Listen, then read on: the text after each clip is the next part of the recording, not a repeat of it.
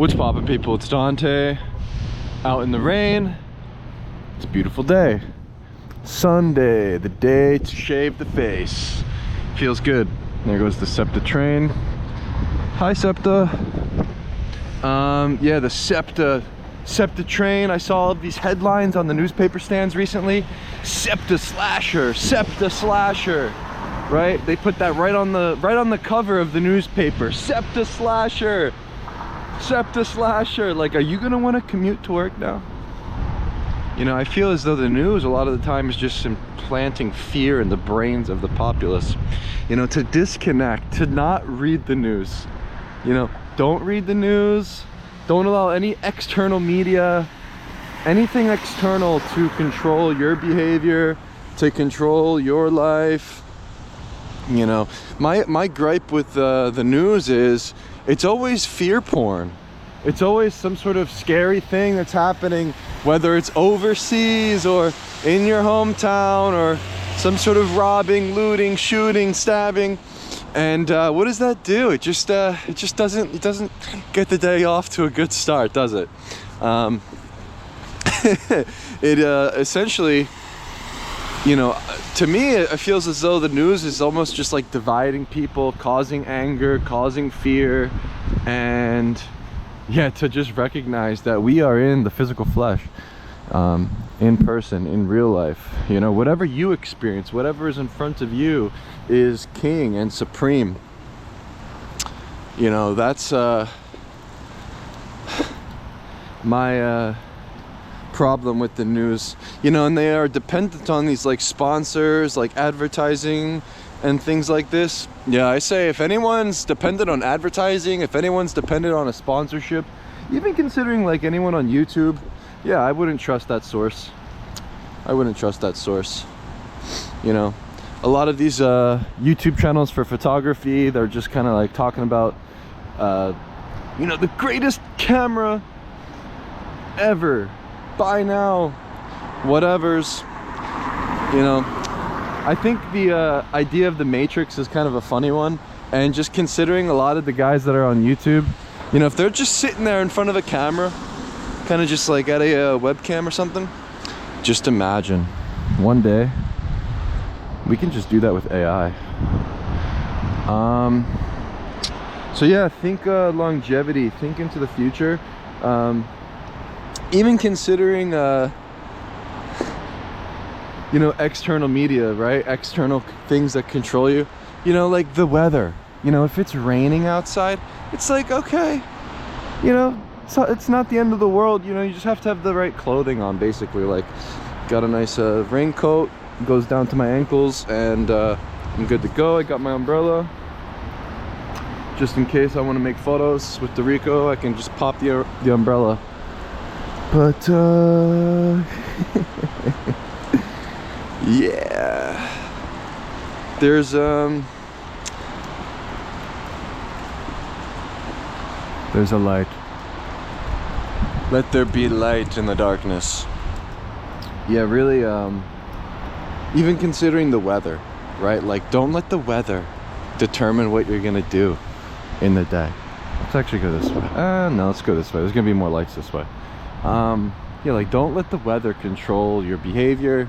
You know, honestly, don't check the weather app. Like, you check the weather app, it's gonna be like for instance, like, I check the weather app, it's like the air quality is really poor. You know, you're gonna get sick. It's like pouring, raining, but then you just open the window, it's like, it's just drizzling. Weather feels fine, air feels fine. Like, you kind of gotta go out there and do the thing to experience the thing, to then have wisdom, right? Even considering travel, like, traveling has taught me so much, right? When I went to Israel, right, and I lived with a Palestinian family, I traveled to every major city in the West Bank. You know, I lived on a kibbutz on an Israeli kibbutz in Haifa, right? Like, I got to experience both sides over there, and I got to recognize that we are human beings, right? We are the human race. All people are good people, and there's something to be said about traveling and experiencing other cultures and other places. It'll open your mind and allow you to recognize that we're all just on the same team. Like, and I think that specific experience of me living abroad in Jerusalem, in the Palestinian cities, on the kibbutz, this has taught me the most, right? Because of the division there and the conflict there, and realizing that, you know, we're all the same. Like, basically, that's what I've come to the conclusion. It's like, you know, the idea of the human race intrigues me, like just considering us as team humanity. You know, if you're an American, I think it's interesting to just consider American pride, right? Are you an American? Oh, you know, I think that's a better identity than like identifying with like anything else. You know, what do you identify as? Oh, I'm a Spartan, right? I don't want to identify with anything. I feel like having some sort of tie to a, you know, particular identity when it comes to like, oh, I'm Italian, oh, I'm this or that, it's like, I don't really care. I mean, that's just me though. Like, I really could care less. Personally speaking, I'm dual citizen between Italy and United States of America. But yeah, I mean, I'm born and raised here in America. I mean, I have American pride. I'm an American citizen. I love America. Maybe we just need more American pride generally. You know, Team America, Team Humanity, baby. This is the way forward. Yeah. You know, I think it's the greatest teacher, right? Experience. You know, I find that you got to go out there and do the thing to learn the thing, right? With photography, you actually have to go out there and practice photography, right? Don't trust any book nerd, gearhead, academic, right? Thinking of Plato, the philosopher, right? He was considered broad, right? He had broad shoulders. He was apparently really physically fit. I think that's the name Plato. I think that's what it means or something. Or it was like his nickname or something. You know, like he would wrestle, he was strong, but he was a philosopher, he was a thinker. You know, I trust someone that actually lifts weights more than just like somebody that's got their nose in a book, personally. There's something to be said about the experience, the physical experience of doing something, learning something, and, you know, as opposed to just studying the thing, right? You can't study photography and like become a better photographer. That's not how it works. You just have to go out there and experience it for yourself, and that's the truth. That's my truth. Thinking of my time in Baltimore, where I first started to get really serious into my street photography, it was a rainy day one of these days in Baltimore, and I sat out there with my umbrella and my camera, my little Ricoh GR2 at the time. And I'll never forget chasing for a rainbow, literally putting my mind to the test, my body to the test, by going out into the rain and just waiting for it to stop, and like looking for certain corners and vantage points where I could consider the background and the foreground, and then everything aligns, right? The magic kind of happens through this sort of dedicated trial and error, sort of actually putting yourself into situations and sort of allowing your mind and your body to connect and to become one, and to actually go out there and to do the thing. I mean, I remember having the rain stopped eventually after like 2 hours of trudging through West Baltimore, and you know, everything sort of aligned at that moment when the rain stopped and the rainbow did appear. And that was the first time I ever photographed a rainbow. I've been able to photograph rainbows all throughout the world. You know, it seems as though like every major place I go to, I wind up making a rainbow photo. Even in Jericho, right? In a desert. I made a photo of a rainbow in a desert. You know, you can consider luck in street photography, in life, etc. But there's something to be said about the experience of actually going out there and practicing daily, to go out there and to walk endlessly. You know, like I have this insane passion for photography, And I don't think it's just luck, right? I mean, the rainbow in Jericho only appeared for like 5 seconds, it felt like. It was like a 30-second thing. It only rained for like a few minutes, actually. And, you know, when the rainbow appeared, I had to react fast. I had to, you know, be on my toes and find the composition, and, you know, the moment aligned, and boom, I got the shot. I mean, you can say it's luck with a 30-second rainstorm and a rainbow appearing in a desert, sure, but it's the experience, it's the practice, right?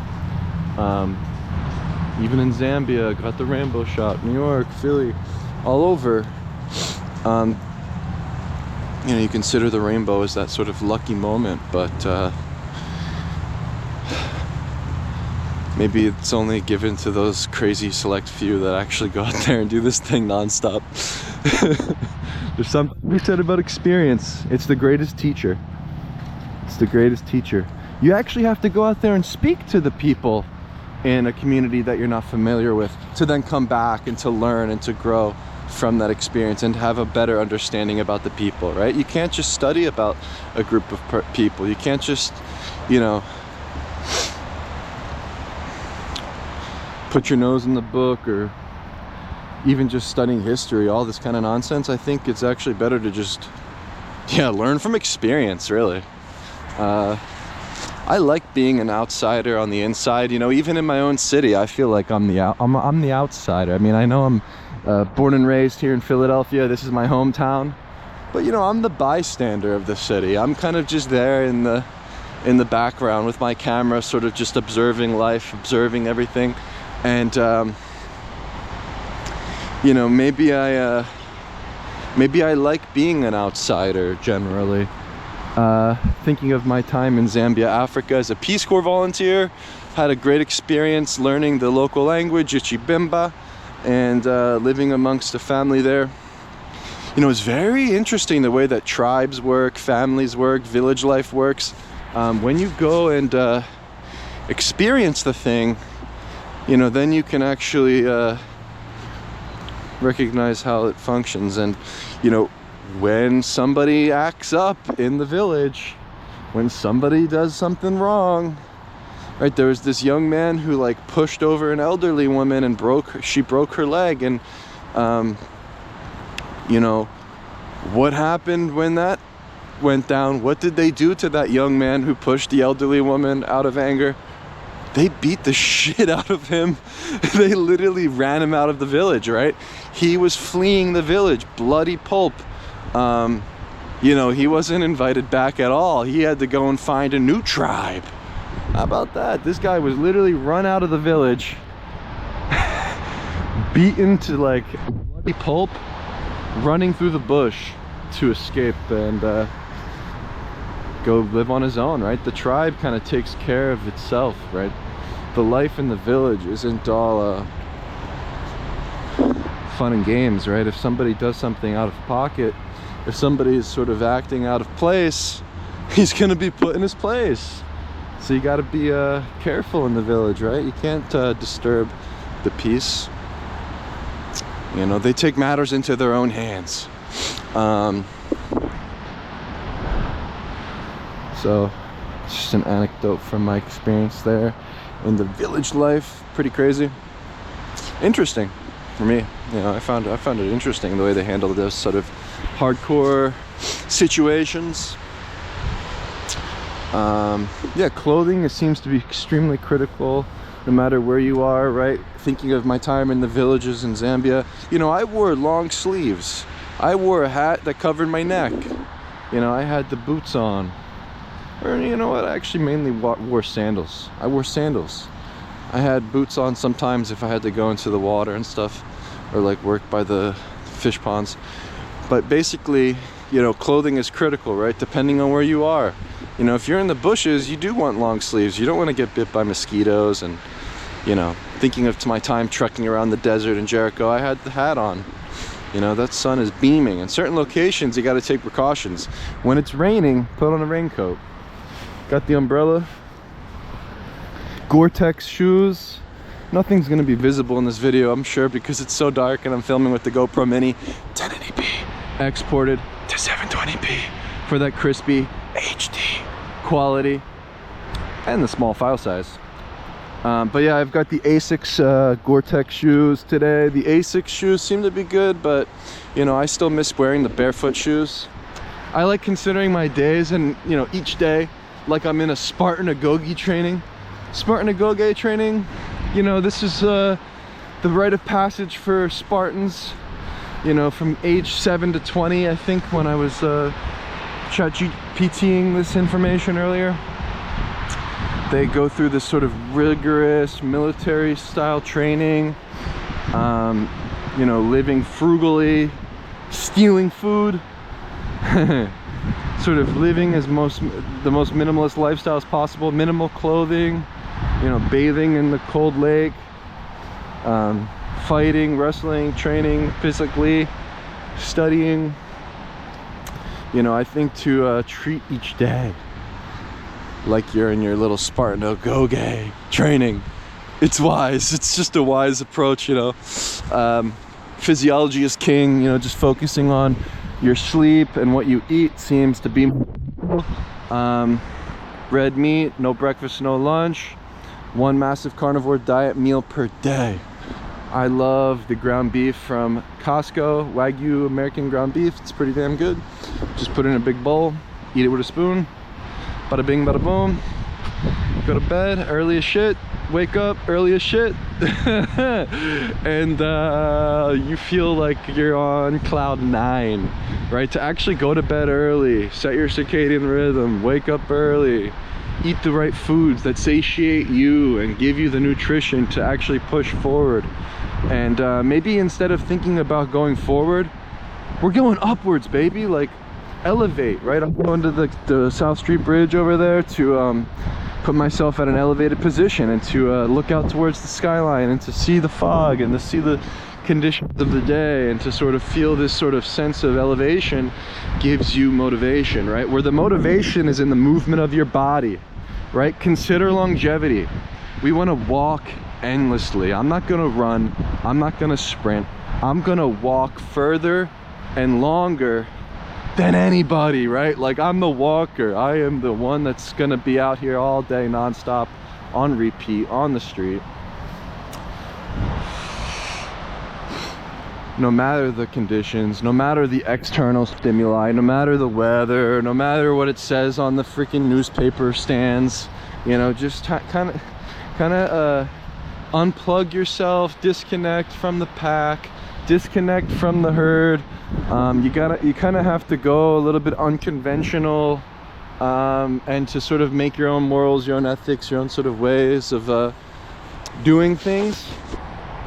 I want to create things that I want to see manifest in the world. I think is a good idea, especially with media. My dissatisfaction with the current state of, you know, media production, it all seems super fake. Everyone's kind of plugged in. You know, I think we got to just unplug. Honestly, it's a brave new digital world. I feel as though with the advent of this sort of AI technology, perhaps the video, audio, you know, morphology, seeing my facial features, seeing me speaking, whatever's, like, this is something you can't fake. You know, kind of embracing the future, embracing new ways of doing things. Yeah, the GoPro Mini is a great way to sort of just flesh out thoughts.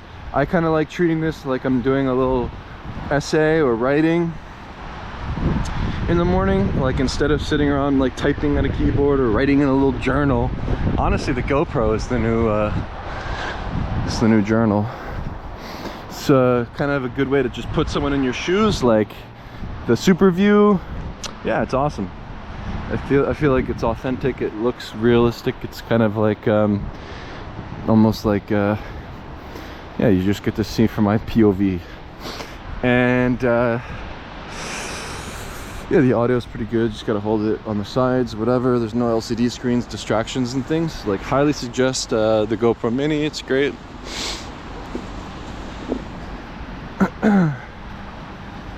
Yeah, the autotelic approach, photograph for yourself, Soul photography. Did Plato say that your soul lives forever? Does it live forever? Your soul is your body. When your body dies, do you die with it? I think an optimistic sort of approach is to consider it does live on.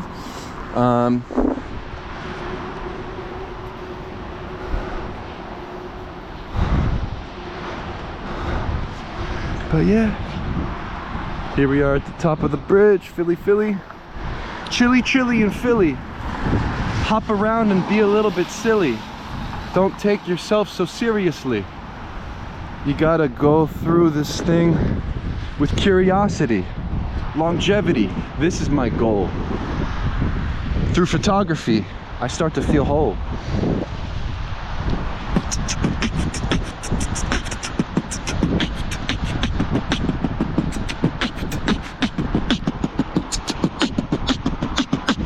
Now imagine there's credits rolling down the...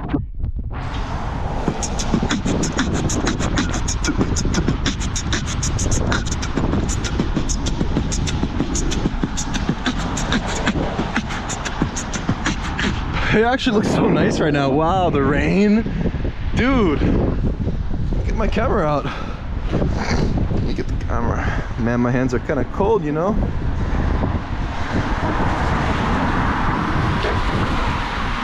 Increase exposure compensation +1. Maybe that helps a little bit. P mode, point and shoot, single point autofocus. Boom. Just take like a shot or two and put that shit away. Because it's raining and we don't want to break the camera. Hey Rico, can you guys make a Rico rugged weatherproof freaking blast me to the moon with it?